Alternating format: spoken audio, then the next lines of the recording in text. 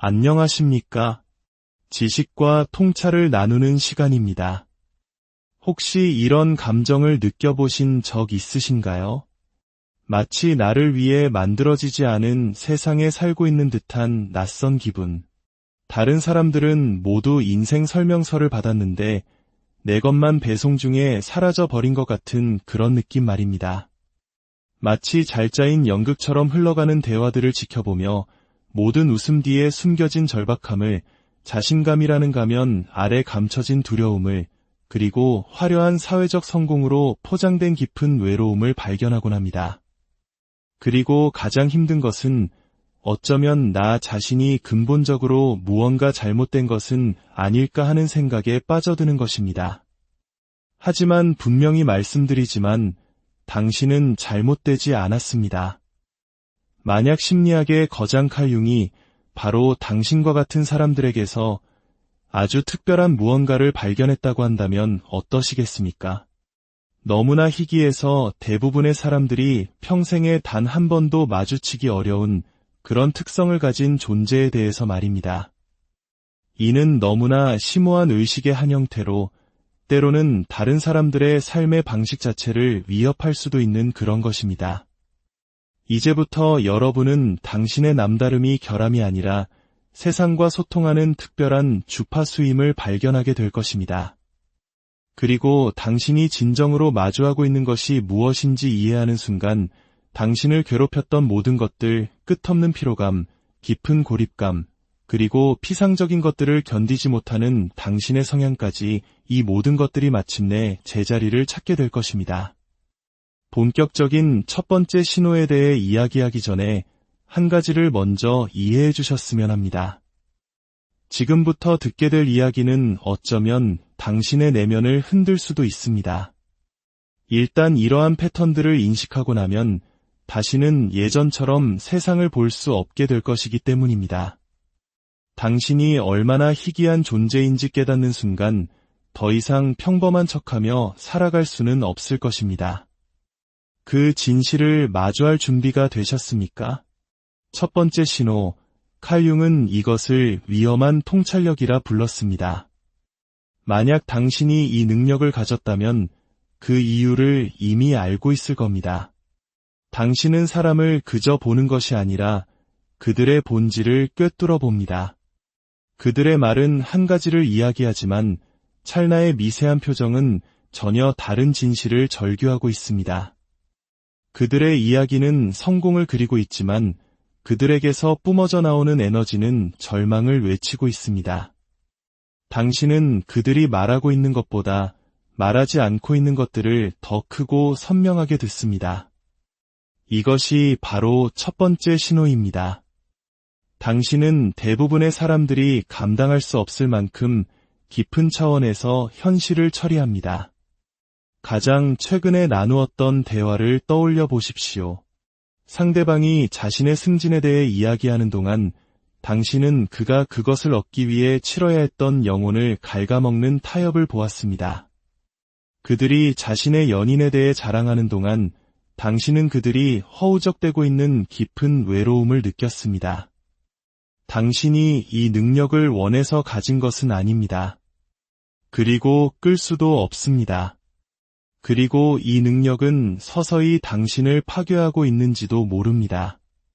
왜냐하면 칼 융이 이해했던 것처럼 당신이 이토록 많은 것을 이토록 명확하게 볼 때 당신은 걸어다니는 거울이 되기 때문입니다. 그리고 거울은 평생 자신의 모습을 피하며 살아온 사람들을 겁에 질리게 만듭니다. 당신이 있을 때 방 안을 가득 채우는 그 미묘한 긴장감을 아시나요? 그건 당신의 상상이 아닙니다. 그것은 당신이 그들의 그림자를 보고 있다는 것을 그들의 무의식이 알아차렸기 때문입니다. 그들이 너무나 깊이 묻어버려서 존재하지 않는다고 스스로를 설득해온 바로 그 부분들을 말입니다. 당신의 존재 자체가 그들이 아직 답할 준비가 되지 않은 질문을 던지는 것입니다. 당신은 왜 아직도 가면을 쓰고 있습니까? 그리고 그들은 그 질문에 맞서는 대신 당신을 문제 삼아버립니다. 당신은 너무 진지해. 모든 걸 너무 깊게 생각해. 그냥 좀 평범하게 지낼 순 없어? 하지만 당신은 평범해질 수 없습니다. 왜냐하면 평범하다는 것은 표면을 현실로 받아들이는 것을 의미하기 때문입니다. 평범하다는 것은 집단적인 환상에 동참하는 것을 의미합니다. 평범하다는 것은 당신을 당신답게 만드는 바로 그 선물을 배신하는 것을 의미합니다. 당신의 위험한 통찰력은 사실 당신의 본성에 대해 훨씬 더 깊은 무언가를 드러내고 있습니다. 피상적인 관계가 왜 당신의 영혼을 굶주리게 하는지를 설명해주는 무언가를 말입니다. 그리고 이것은 우리를 두 번째 신호로 이끌어줍니다. 어쩌면 모든 신호들 중 가장 고통스러울 수도 있는 신호입니다. 두 번째 신호, 당신은 피상적인 것에 알레르기 반응을 보입니다. 가벼운 잡담은 당신에게 심리적 고문처럼 느껴집니다. 의미 없는 친구 관계는 혼자 있는 것보다 더 깊은 외로움을 안겨줍니다. 당신에게는 날씨 이야기를 건너뛰고 곧바로 영혼의 깊은 곳으로 뛰어드는 대화가 필요합니다. 가면을 쓰는 것이 선택사항이 아니라 애초에 불가능한 그런 관계를 갈망합니다. 칼 융은 이를 명확히 꿰뚫어 보았습니다. 그는 이렇게 말했습니다. 희귀한 성격 유형은 끊임없는 실존적 긴장 속에서 살아간다. 그들은 집단 무의식에 온전히 참여할 수도 없지만 그렇다고 그것으로부터 완전히 벗어날 수도 없다. 당신은 세상과 세상 사이에 갇혀 있습니다. 잠들기엔 너무나 깨어 있고 초월하기엔 너무나 인간적인 존재입니다. 하지만 여기에는 아무도 이야기하지 않는 그림자 측면이 있습니다. 당신이 지닌 이 깊이는 역설적으로 당신을 고립시키는 원인이 되기도 합니다.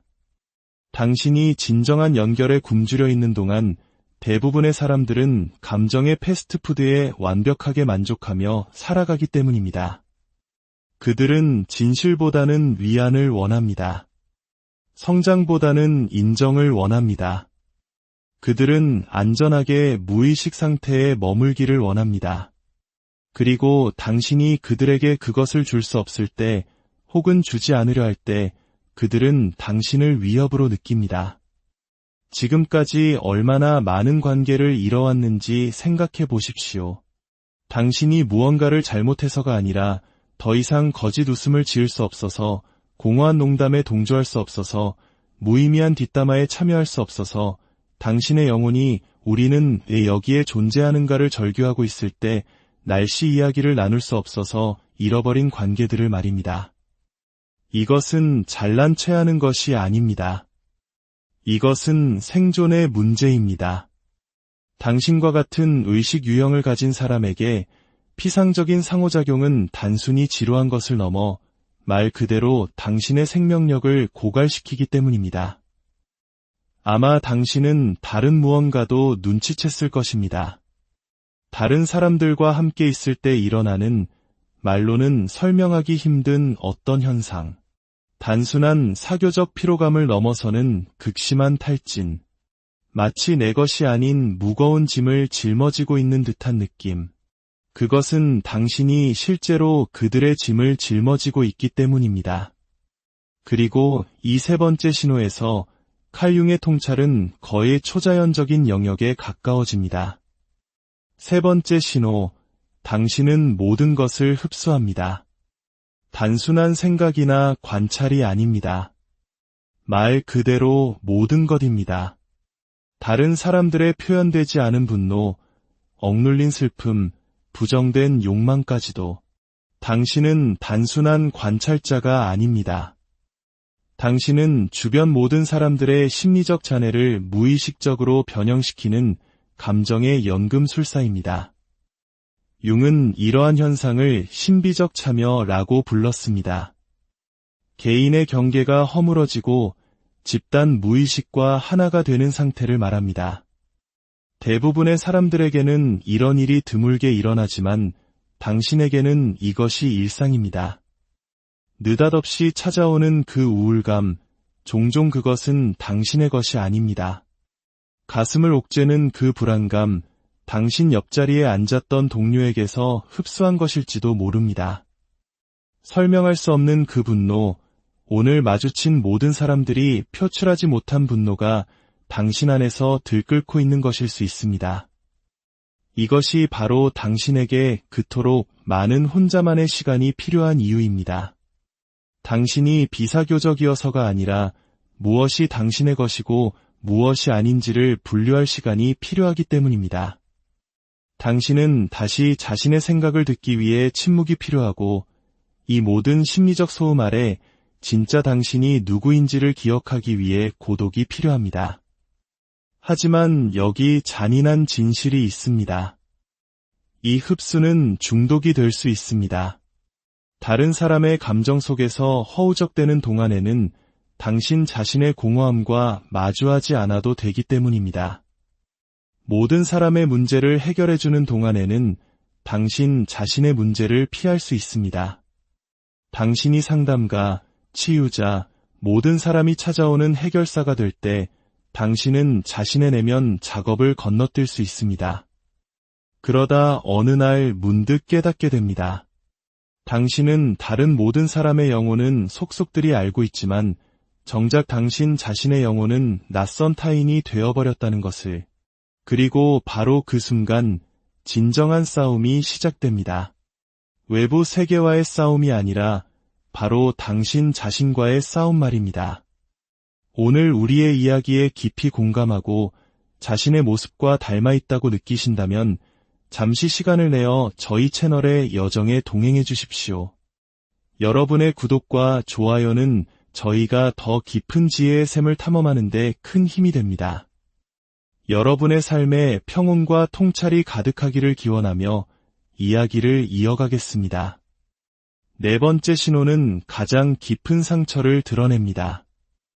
당신은 본래의 당신과 세상이 당신에게 기대하는 모습 사이에서 보이지 않는 전쟁을 치르고 있습니다. 융은 당신과 같은 사람들이 근본적인 분열을 안고 살아간다는 것을 이해했습니다. 당신의 진정한 자아는 일상적으로 소비되기에는 너무나 강렬합니다.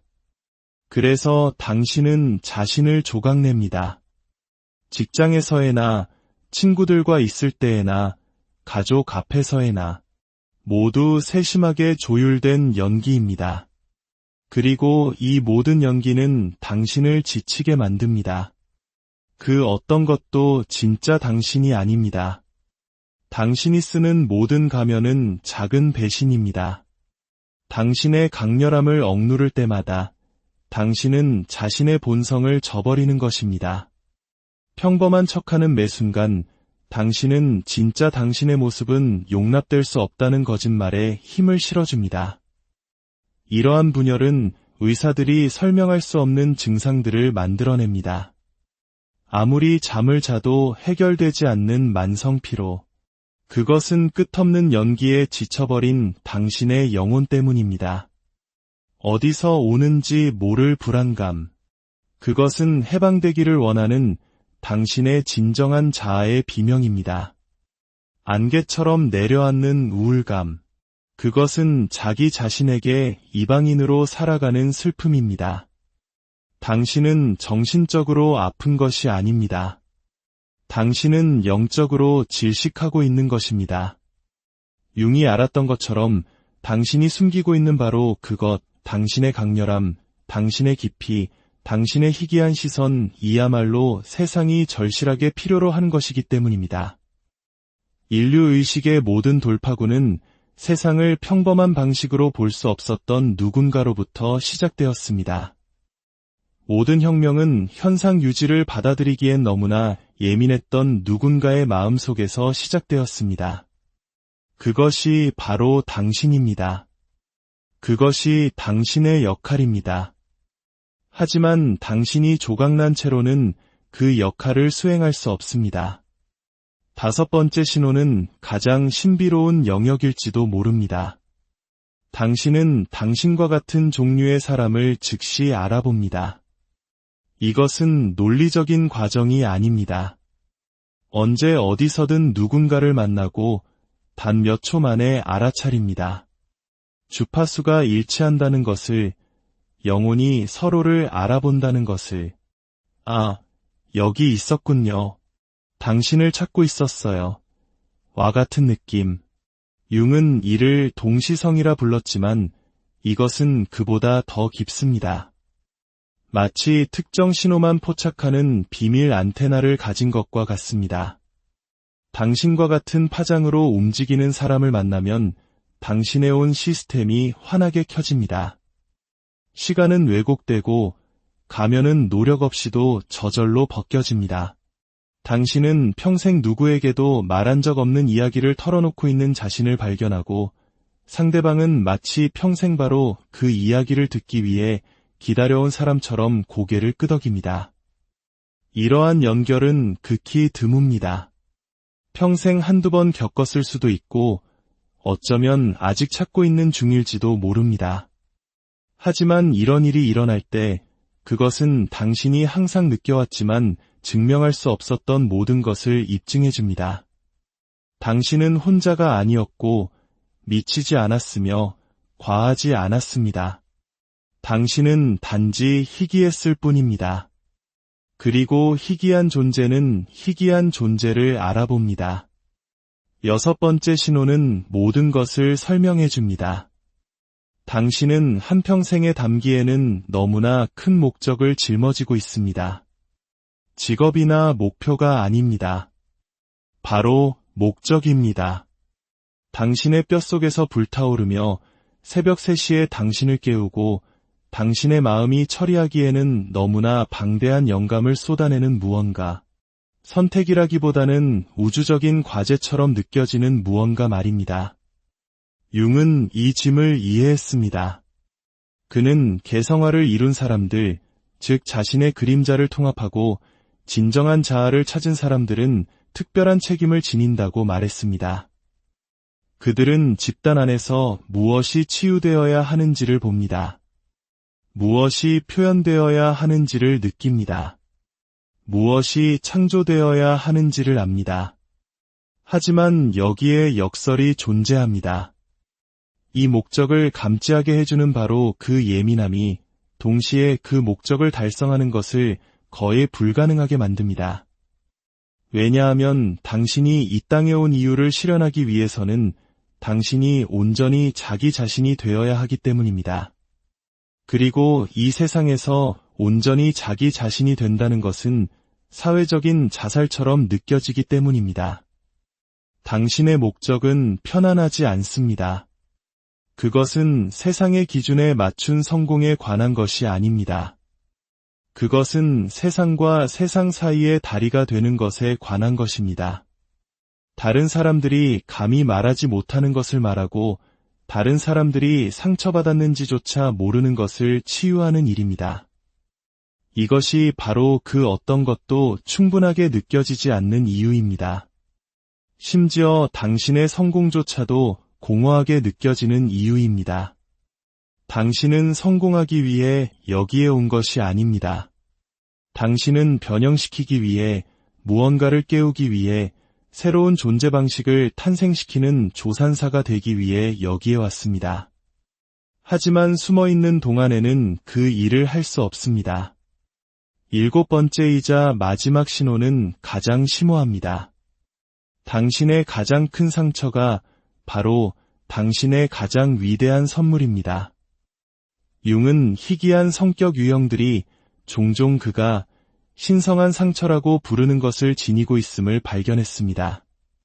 이는 깊은 심리적 부상으로 오히려 그들 힘의 원천이 됩니다. 어쩌면 당신은 모든 것을 너무 깊이 느꼈던 아이였을지도 모릅니다. 가족이라는 화려한 예관 뒤에 진실을 꿰뚫어 보았던 아이. 모든 것이 괜찮지 않을 때 괜찮은 척할 수 없었던 아이. 당신을 공격의 대상으로 만들었던 그 초민 감성. 그것은 다른 사람들이 놓치는 것을 인지하게 해주는 바로 그 감각입니다. 당신이 경험했던 그 고립감. 그것은 당신 스스로를 지탱할 만큼 풍요로운 내면 세계를 개발하도록 당신을 이끌었습니다. 세상에 어울리지 못했던 그 부적응. 그것은 수능을 강요하는 세상 속에서 당신의 진정성을 지켜주었습니다. 당신의 상처는 당신에게 어둠 속에서 보는 법을 가르쳐 주었습니다. 그리고 이제 당신은 다른 사람들이 그들 자신의 어둠을 통과하도록 안내할 수 있습니다. 이것이 융이 발견한 궁극적인 연금술적 진리입니다. 우리를 부서지게 하는 것이 빛이 들어오게 하는 통로가 됩니다. 우리를 고립시키는 것이 우리를 독특하게 만듭니다. 우리에게 상처를 입히는 것이 우리를 깨어나게 합니다. 이 상처와 선물을 통합하는 것은 그것을 없애는 것이 아닙니다. 그것을 당신의 스승으로, 당신을 입문시킨 계기로, 그리고 나는 나를 파괴했어야 할 것으로부터 살아남았고 이제 모든 거짓의 위협적인 존재가 되었다고 말하는 신성한 표식으로 존중하는 것입니다. 당신의 이 상처받은 재능은 당신을 타고난 치유사로 만듭니다. 당신이 완벽해서가 아니라 당신이 진짜이기 때문입니다. 당신의 이야기는 당신이 누구인지를 증명하는 단순한 서사가 아닙니다. 그것은 당신이 여기에 있는지를 알려주는 사명의 선언입니다. 당신의 다름은 저주가 아니었습니다. 그것은 안녕하십니까? 지식과 통찰을 나누는 시간입니다. 혹시 이런 감정을 느껴보신 적 있으신가요? 마치 나를 위해 만들어지지 않은 세상에 살고 있는 듯한 낯선 기분. 다른 사람들은 모두 인생 설명서를 받았는데 내 것만 배송 중에 사라져 버린 것 같은 그런 느낌 말입니다. 마치 잘 짜인 연극처럼 흘러가는 대화들을 지켜보며 모든 웃음 뒤에 숨겨진 절박함을, 자신감이라는 가면 아래 감춰진 두려움을, 그리고 화려한 사회적 성공으로 포장된 깊은 외로움을 발견하곤 합니다. 그리고 가장 힘든 것은 어쩌면 나 자신이 근본적으로 무언가 잘못된 것은 아닐까 하는 생각에 빠져드는 것입니다. 하지만 분명히 말씀드리지만 당신은 잘못되지 않았습니다. 만약 심리학의 거장 칼 융이 바로 당신과 같은 사람들에게서 아주 특별한 무언가를 발견했다고 한다면 어떠시겠습니까? 너무나 희귀해서 대부분의 사람들이 평생에 단 한 번도 마주치기 어려운 그런 특성을 가진 존재에 대해서 말입니다. 이는 너무나 심오한 의식의 한 형태로 때로는 다른 사람들의 삶의 방식 자체를 위협할 수도 있는 그런 것입니다. 이제부터 여러분은 당신의 남다름이 결함이 아니라 세상과 소통하는 특별한 주파수임을 발견하게 될 것입니다. 그리고 당신이 진정으로 마주하고 있는 것이 무엇인지 이해하는 순간 당신을 괴롭혔던 모든 것들, 끝없는 피로감, 깊은 고립감, 그리고 피상적인 것들을 견디지 못하는 당신의 성향까지 이 모든 것들이 마침내 제자리를 찾게 될 것입니다. 본격적인 첫 번째 신호에 대해 이야기하기 전에 한 가지를 먼저 이해해 주셨으면 합니다. 지금부터 듣게 될 이야기는 어쩌면 당신의 내면을 흔들 수도 있습니다. 일단 이러한 패턴들을 인식하고 나면 다시는 예전처럼 세상을 볼 수 없게 될 것이기 때문입니다. 당신이 얼마나 희귀한 존재인지 깨닫는 순간 더 이상 평범한 척하며 살아갈 수는 없을 것입니다. 그 진실을 마주할 준비가 되셨습니까? 첫 번째 신호, 칼 융은 이것을 위험한 통찰력이라 불렀습니다. 만약 당신이 이 능력을 가졌다면 그 이유를 이미 알고 있을 겁니다. 당신은 사람을 그저 보는 것이 아니라 그들의 본질을 꿰뚫어 봅니다. 그들의 말은 한 가지를 이야기하지만 찰나의 미세한 표정은 전혀 다른 진실을 절규하고 있습니다. 그들의 이야기는 성공을 그리고 있지만 그들에게서 뿜어져 나오는 에너지는 절망을 외치고 있습니다. 당신은 그들이 말하고 있는 것보다 말하지 않고 있는 것들을 더 크고 선명하게 듣습니다. 이것이 바로 첫 번째 신호입니다. 당신은 대부분의 사람들이 감당할 수 없을 만큼 깊은 차원에서 현실을 처리합니다. 가장 최근에 나누었던 대화를 떠올려 보십시오. 상대방이 자신의 승진에 대해 이야기하는 동안 당신은 그가 그것을 얻기 위해 치러야 했던 영혼을 갉아먹는 타협을 보았습니다. 그들이 자신의 연인에 대해 자랑하는 동안 당신은 그들이 허우적대고 있는 깊은 외로움을 느꼈습니다. 당신이 이 능력을 원해서 가진 것은 아닙니다. 그리고 끌 수도 없습니다. 그리고 이 능력은 서서히 당신을 파괴하고 있는지도 모릅니다. 왜냐하면 칼 융이 이해했던 것처럼 당신이 이토록 많은 것을 이토록 명확하게 볼 때 당신은 걸어다니는 거울이 되기 때문입니다. 그리고 거울은 평생 자신의 모습을 피하며 살아온 사람들을 겁에 질리게 만듭니다. 당신이 있을 때 방 안을 가득 채우는 그 미묘한 긴장감을 아시나요? 그건 당신의 상상이 아닙니다. 그것은 당신이 그들의 그림자를 보고 있다는 것을 그들의 무의식이 알아차렸기 때문입니다. 그들이 너무나 깊이 묻어버려서 존재하지 않는다고 스스로를 설득해온 바로 그 부분들을 말입니다. 당신의 존재 자체가 그들이 아직 답할 준비가 되지 않은 질문을 던지는 것입니다. 당신은 왜 아직도 가면을 쓰고 있습니까?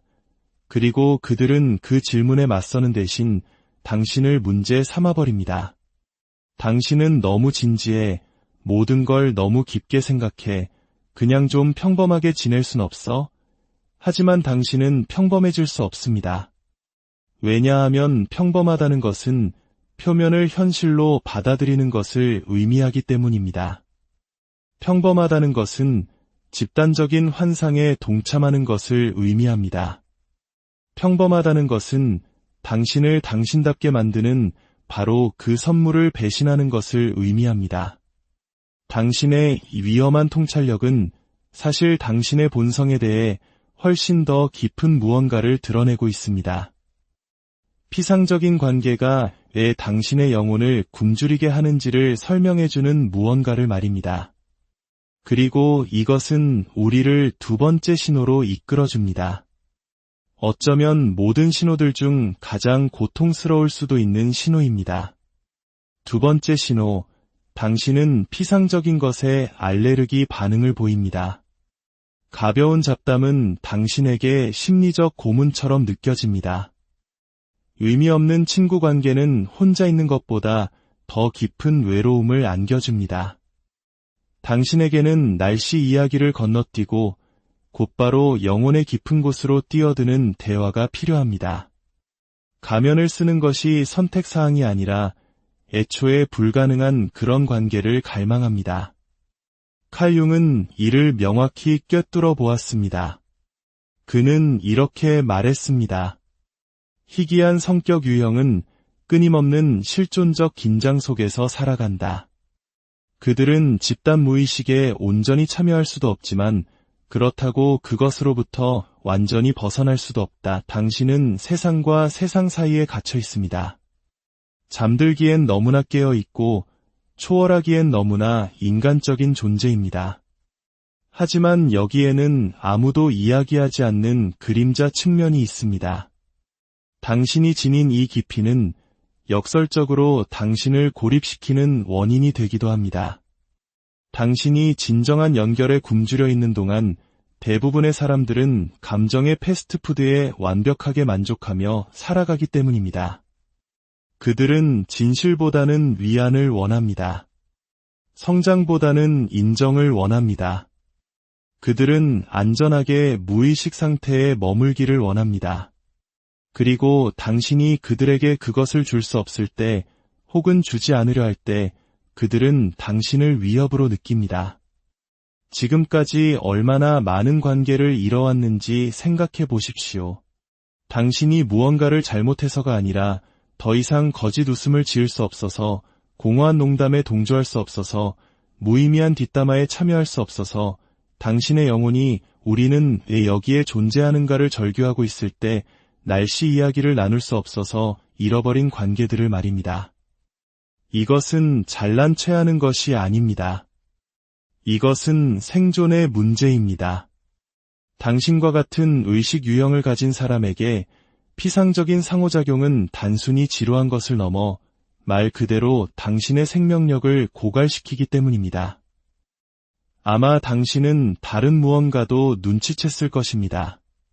다른 사람들과 함께 있을 때 일어나는 말로는 설명하기 힘든 어떤 현상, 단순한 사교적 피로감을 넘어서는 극심한 탈진, 마치 내 것이 아닌 무거운 짐을 짊어지고 있는 듯한 느낌.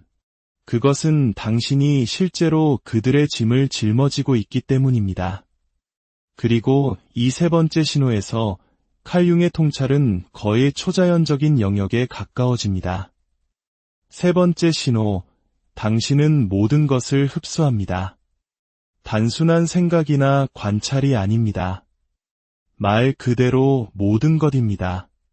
다른 사람들의 표현되지 않은 분노, 억눌린 슬픔, 부정된 욕망까지도. 당신은 단순한 관찰자가 아닙니다. 당신은 주변 모든 사람들의 심리적 잔해를 무의식적으로 변형시키는 감정의 연금술사입니다.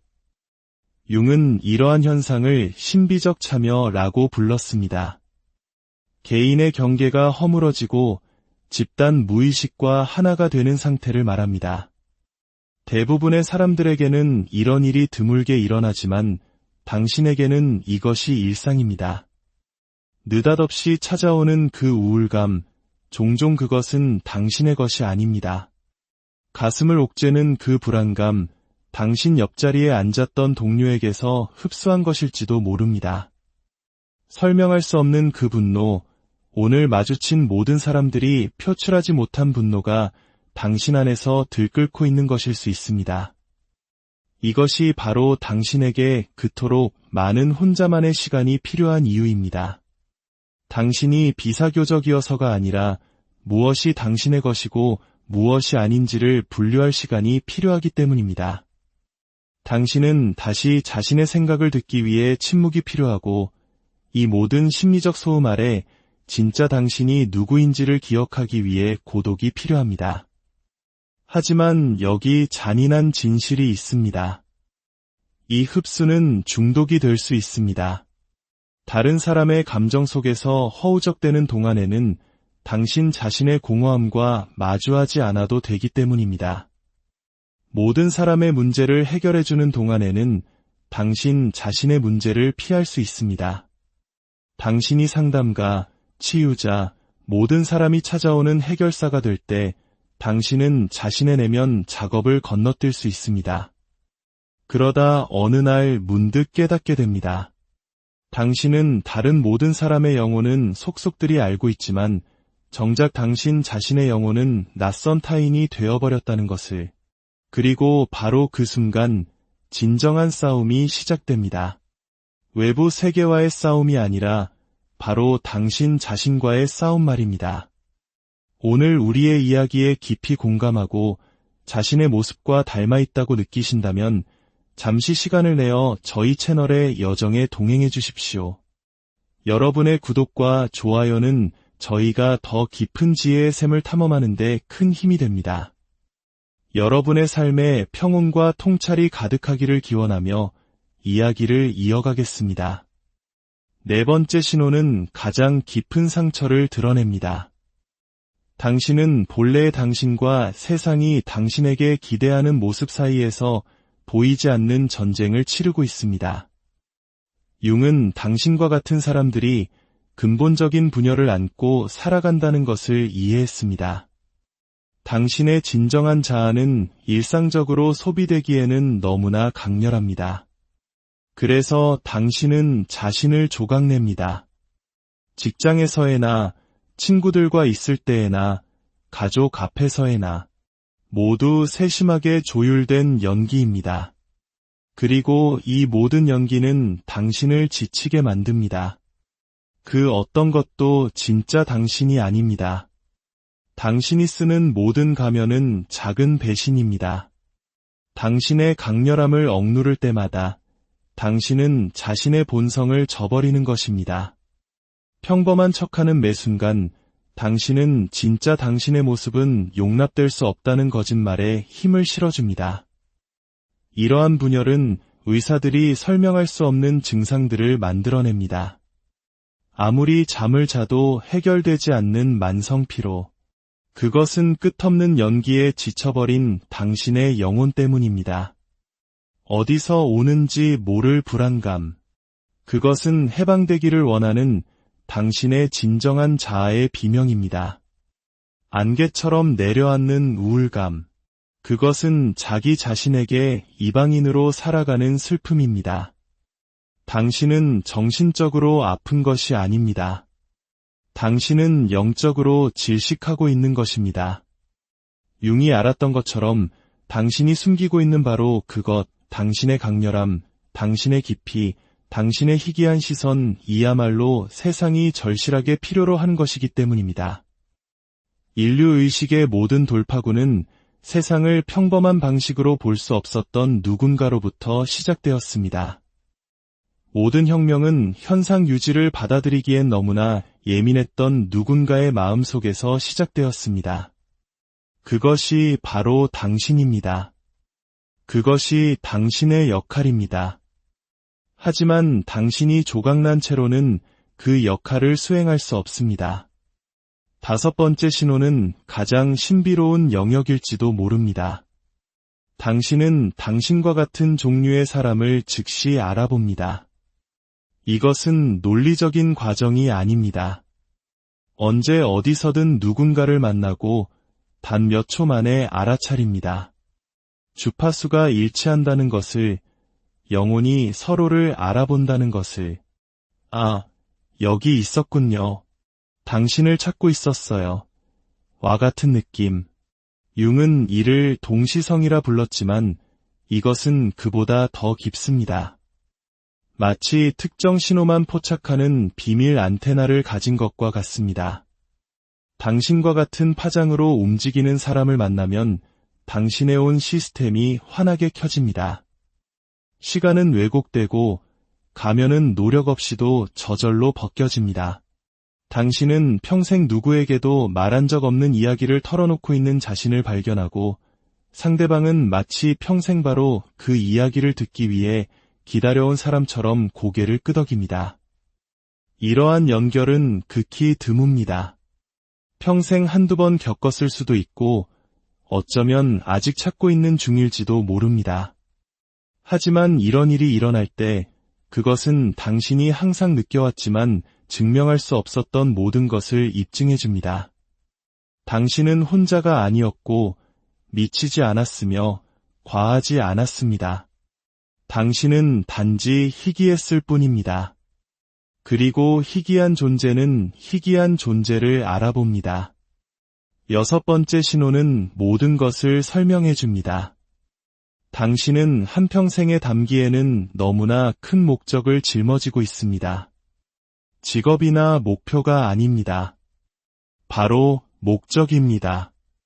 당신의 뼛속에서 불타오르며 새벽 3시에 당신을 깨우고 당신의 마음이 처리하기에는 너무나 방대한 영감을 쏟아내는 무언가. 선택이라기보다는 우주적인 과제처럼 느껴지는 무언가 말입니다. 융은 이 짐을 이해했습니다. 그는 개성화를 이룬 사람들, 즉 자신의 그림자를 통합하고 진정한 자아를 찾은 사람들은 특별한 책임을 지닌다고 말했습니다.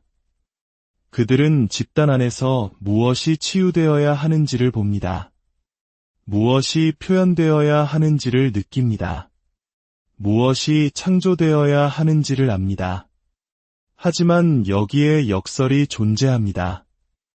이 목적을 감지하게 해주는 바로 그 예민함이 동시에 그 목적을 달성하는 것을 거의 불가능하게 만듭니다. 왜냐하면 당신이 이 땅에 온 이유를 실현하기 위해서는 당신이 온전히 자기 자신이 되어야 하기 때문입니다. 그리고 이 세상에서 온전히 자기 자신이 된다는 것은 사회적인 자살처럼 느껴지기 때문입니다.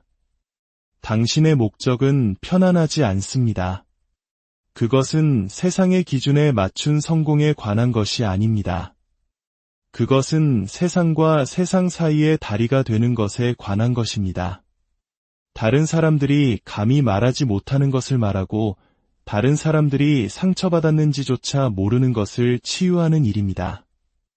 이것이 바로 그 어떤 것도 충분하게 느껴지지 않는 이유입니다.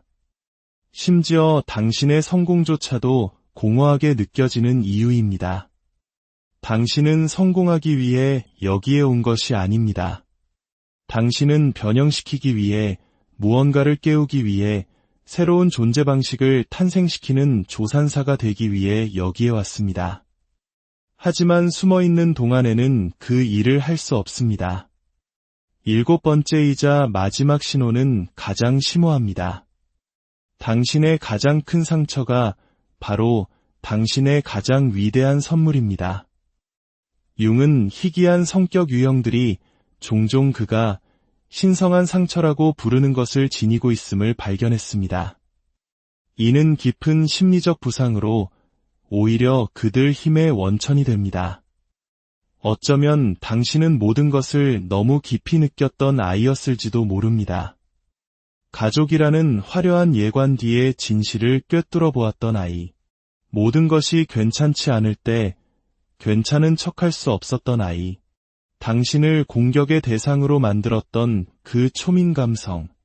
그것은 다른 사람들이 놓치는 것을 인지하게 해주는 바로 그 감각입니다. 당신이 경험했던 그 고립감. 그것은 당신 스스로를 지탱할 만큼 풍요로운 내면 세계를 개발하도록 당신을 이끌었습니다. 세상에 어울리지 못했던 그 부적응. 그것은 수능을 강요하는 세상 속에서 당신의 진정성을 지켜주었습니다. 당신의 상처는 당신에게 어둠 속에서 보는 법을 가르쳐 주었습니다. 그리고 이제 당신은 다른 사람들이 그들 자신의 어둠을 통과하도록 안내할 수 있습니다. 이것이 융이 발견한 궁극적인 연금술적 진리입니다. 우리를 부서지게 하는 것이 빛이 들어오게 하는 통로가 됩니다. 우리를 고립시키는 것이 우리를 독특하게 만듭니다. 우리에게 상처를 입히는 것이 우리를 깨어나게 합니다. 이 상처와 선물을 통합하는 것은 그것을 없애는 것이 아닙니다. 그것을 당신의 스승으로, 당신을 입문시킨 계기로, 그리고 나는 나를 파괴했어야 할 것으로부터 살아남았고 이제 모든 거짓의 위협적인 존재가 되었다고 말하는 신성한 표식으로 존중하는 것입니다. 당신의 이 상처받은 재능은 당신을 타고난 치유사로 만듭니다. 당신이 완벽해서가 아니라 당신이 진짜이기 때문입니다. 당신의 이야기는 당신이 누구인지를 증명하는 단순한 서사가 아닙니다. 그것은 당신이 여기에 있는지를 알려주는 사명의 선언입니다. 당신의 다름은 저주가 아니었습니다. 그것은 안녕하십니까? 지식과 통찰을 나누는 시간입니다. 혹시 이런 감정을 느껴보신 적 있으신가요? 마치 나를 위해 만들어지지 않은 세상에 살고 있는 듯한 낯선 기분. 다른 사람들은 모두 인생 설명서를 받았는데 내 것만 배송 중에 사라져 버린 것 같은 그런 느낌 말입니다. 마치 잘 짜인 연극처럼 흘러가는 대화들을 지켜보며 모든 웃음 뒤에 숨겨진 절박함을, 자신감이라는 가면 아래 감춰진 두려움을, 그리고 화려한 사회적 성공으로 포장된 깊은 외로움을 발견하곤 합니다. 그리고 가장 힘든 것은 어쩌면 나 자신이 근본적으로 무언가 잘못된 것은 아닐까 하는 생각에 빠져드는 것입니다. 하지만 분명히 말씀드리지만 당신은 잘못되지 않았습니다. 만약 심리학의 거장 칼 융이 바로 당신과 같은 사람들에게서 아주 특별한 무언가를 발견했다고 한다면 어떠시겠습니까? 너무나 희귀해서 대부분의 사람들이 평생에 단 한 번도 마주치기 어려운 그런 특성을 가진 존재에 대해서 말입니다. 이는 너무나 심오한 의식의 한 형태로 때로는 다른 사람들의 삶의 방식 자체를 위협할 수도 있는 그런 것입니다. 이제부터 여러분은 당신의 남다름이 결함이 아니라 세상과 소통하는 특별한 주파수임을 발견하게 될 것입니다. 그리고 당신이 진정으로 마주하고 있는 것이 무엇인지 이해하는 순간 당신을 괴롭혔던 모든 것들, 끝없는 피로감, 깊은 고립감, 그리고 피상적인 것들을 견디지 못하는 당신의 성향까지 이 모든 것들이 마침내 제자리를 찾게 될 것입니다. 본격적인 첫 번째 신호에 대해 이야기하기 전에 한 가지를 먼저 이해해 주셨으면 합니다. 지금부터 듣게 될 이야기는 어쩌면 당신의 내면을 흔들 수도 있습니다. 일단 이러한 패턴들을 인식하고 나면 다시는 예전처럼 세상을 볼 수 없게 될 것이기 때문입니다. 당신이 얼마나 희귀한 존재인지 깨닫는 순간 더 이상 평범한 척하며 살아갈 수는 없을 것입니다. 그 진실을 마주할 준비가 되셨습니까? 첫 번째 신호, 칼 융은 이것을 위험한 통찰력이라 불렀습니다. 만약 당신이 이 능력을 가졌다면 그 이유를 이미 알고 있을 겁니다. 당신은 사람을 그저 보는 것이 아니라 그들의 본질을 꿰뚫어 봅니다. 그들의 말은 한 가지를 이야기하지만 찰나의 미세한 표정은 전혀 다른 진실을 절규하고 있습니다. 그들의 이야기는 성공을 그리고 있지만 그들에게서 뿜어져 나오는 에너지는 절망을 외치고 있습니다. 당신은 그들이 말하고 있는 것보다 말하지 않고 있는 것들을 더 크고 선명하게 듣습니다. 이것이 바로 첫 번째 신호입니다. 당신은 대부분의 사람들이 감당할 수 없을 만큼 깊은 차원에서 현실을 처리합니다. 가장 최근에 나누었던 대화를 떠올려 보십시오. 상대방이 자신의 승진에 대해 이야기하는 동안 당신은 그가 그것을 얻기 위해 치러야 했던 영혼을 갉아먹는 타협을 보았습니다. 그들이 자신의 연인에 대해 자랑하는 동안 당신은 그들이 허우적대고 있는 깊은 외로움을 느꼈습니다. 당신이 이 능력을 원해서 가진 것은 아닙니다. 그리고 끌 수도 없습니다. 그리고 이 능력은 서서히 당신을 파괴하고 있는지도 모릅니다.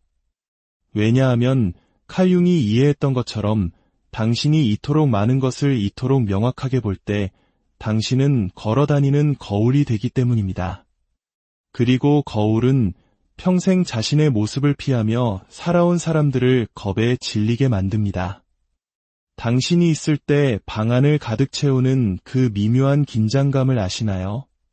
그건 당신의 상상이 아닙니다. 그것은 당신이 그들의 그림자를 보고 있다는 것을 그들의 무의식이 알아차렸기 때문입니다.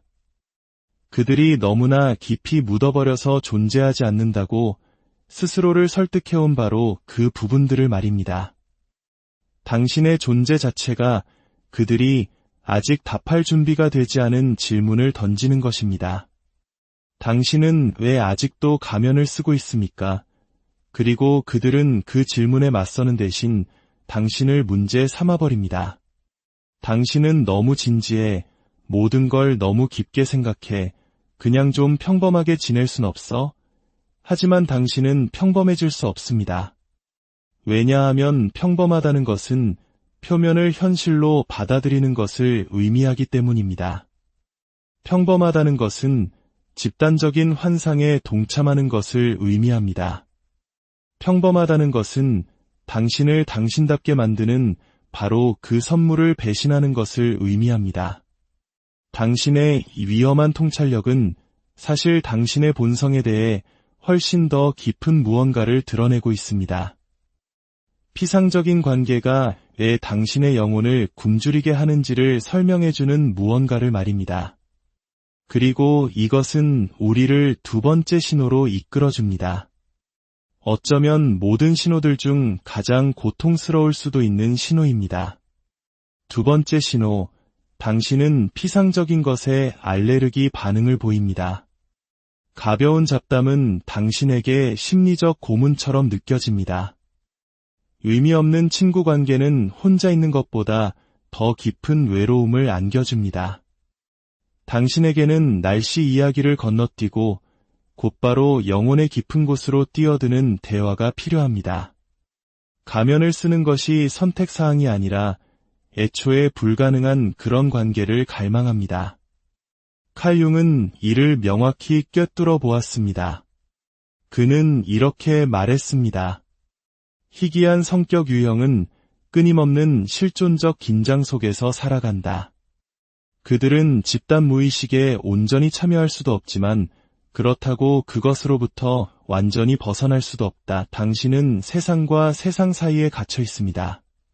잠들기엔 너무나 깨어 있고 초월하기엔 너무나 인간적인 존재입니다.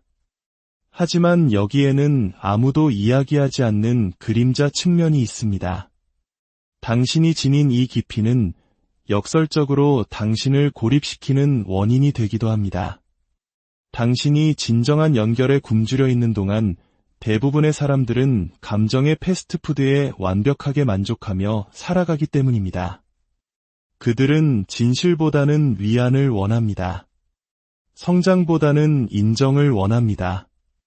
그들은 안전하게 무의식 상태에 머물기를 원합니다.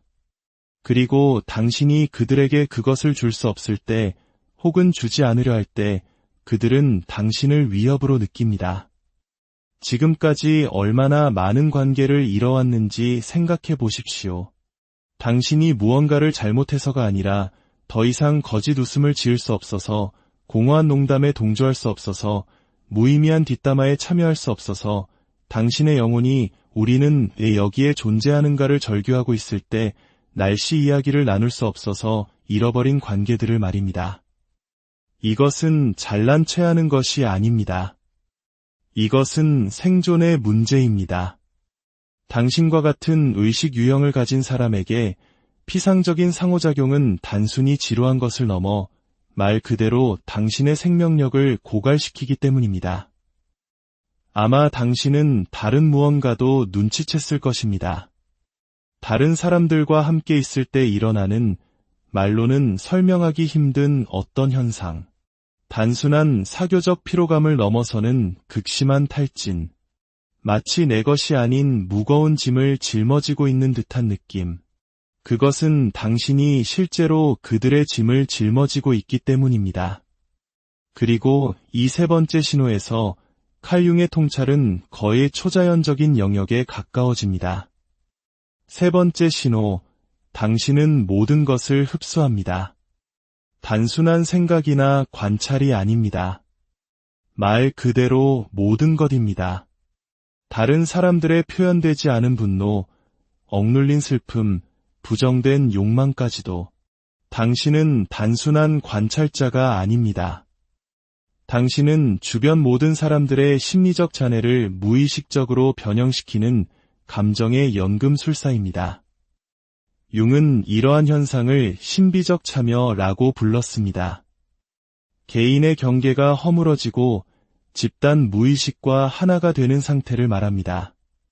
대부분의 사람들에게는 이런 일이 드물게 일어나지만 당신에게는 이것이 일상입니다. 느닷없이 찾아오는 그 우울감, 종종 그것은 당신의 것이 아닙니다. 가슴을 옥죄는 그 불안감, 당신 옆자리에 앉았던 동료에게서 흡수한 것일지도 모릅니다. 설명할 수 없는 그 분노, 오늘 마주친 모든 사람들이 표출하지 못한 분노가 당신 안에서 들끓고 있는 것일 수 있습니다. 이것이 바로 당신에게 그토록 많은 혼자만의 시간이 필요한 이유입니다. 당신이 비사교적이어서가 아니라 무엇이 당신의 것이고 무엇이 아닌지를 분류할 시간이 필요하기 때문입니다. 당신은 다시 자신의 생각을 듣기 위해 침묵이 필요하고 이 모든 심리적 소음 아래 진짜 당신이 누구인지를 기억하기 위해 고독이 필요합니다. 하지만 여기 잔인한 진실이 있습니다. 이 흡수는 중독이 될 수 있습니다. 다른 사람의 감정 속에서 허우적대는 동안에는 당신 자신의 공허함과 마주하지 않아도 되기 때문입니다. 모든 사람의 문제를 해결해주는 동안에는 당신 자신의 문제를 피할 수 있습니다. 당신이 상담가, 치유자, 모든 사람이 찾아오는 해결사가 될 때 당신은 자신의 내면 작업을 건너뛸 수 있습니다. 그러다 어느 날 문득 깨닫게 됩니다.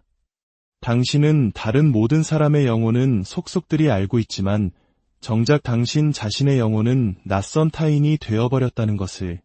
그리고 바로 그 순간 진정한 싸움이 시작됩니다. 외부 세계와의 싸움이 아니라 바로 당신 자신과의 싸움 말입니다. 오늘 우리의 이야기에 깊이 공감하고 자신의 모습과 닮아 있다고 느끼신다면 잠시 시간을 내어 저희 채널의 여정에 동행해 주십시오. 여러분의 구독과 좋아요는 저희가 더 깊은 지혜의 샘을 탐험하는 데 큰 힘이 됩니다.